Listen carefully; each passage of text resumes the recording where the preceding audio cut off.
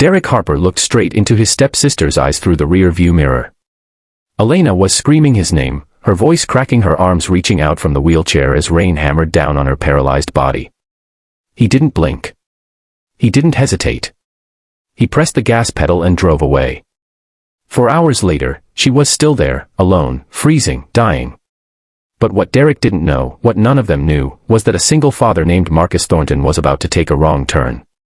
And that wrong turn would expose a murder plot worth $2.3 million. Before we continue, tell us in the comments where in the world are you watching from. We love seeing how far our stories travel. And if you haven't already, hit that subscribe button.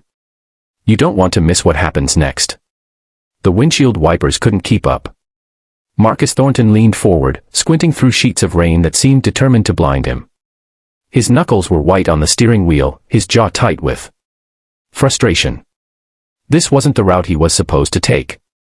Highway 41 was closed, some construction accident, the radio had said.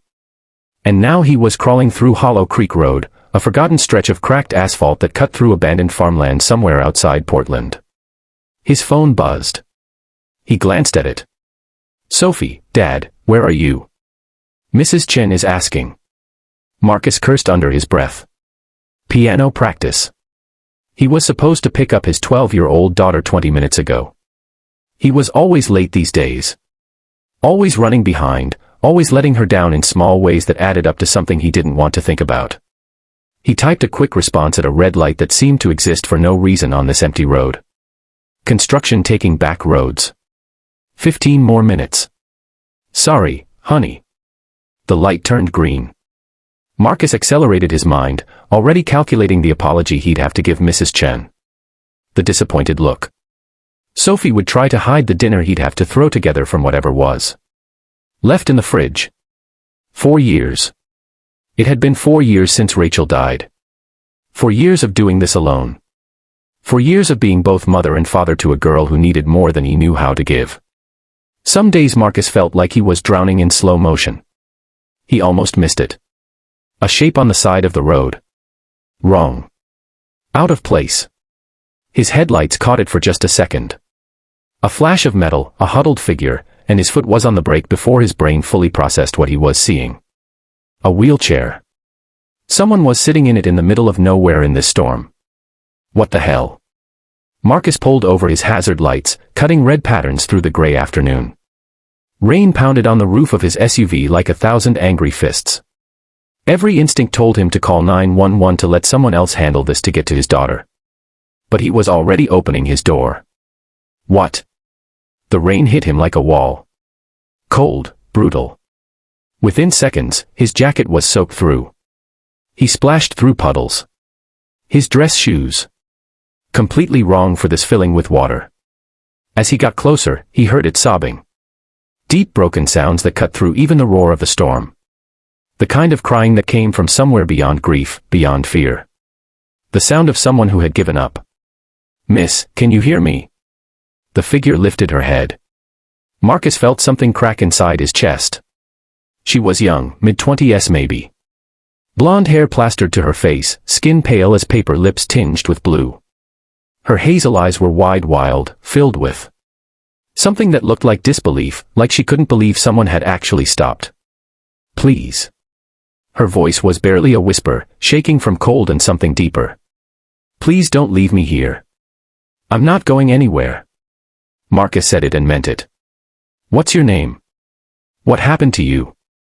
"Elena." She was shivering so violently she could barely form words. "Elena Harper, they left me." "Who left you?" But Elena just shook her head, fresh tears mixing with the rain streaming down her face. Marcus didn't waste time with more questions. He stepped behind her wheelchair, gripped the handles, and started pushing toward his SUV. The wheels stuck in the mud. He pushed harder. Can you lift me?" Elena's voice was small, ashamed. "My legs don't work. I can't help you.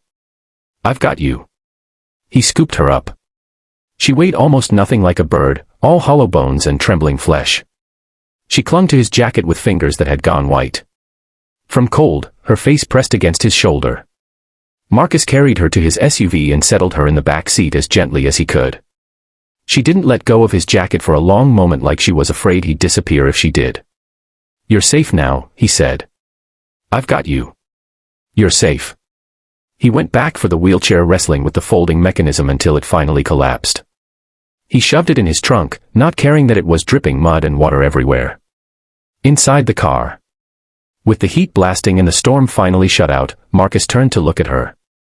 Elena was wrapped in the emergency blanket he kept in his back seat, her whole body still shaking. He handed her his coffee thermos, still half full, still warm, and watched as she brought it to her lips with trembling hands. "Thank you." Her voice was steadier now, but only slightly. "Thank you for stopping. I really thought we need to get you to a hospital." "No."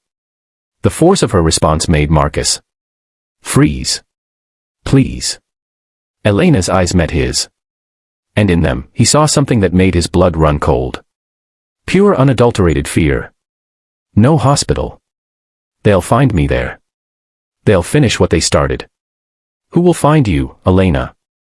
She was quiet for a long moment. The rain drummed on the roof. The heater hummed.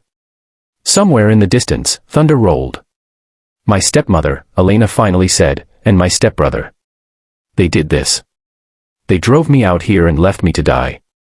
The words hung in the air between.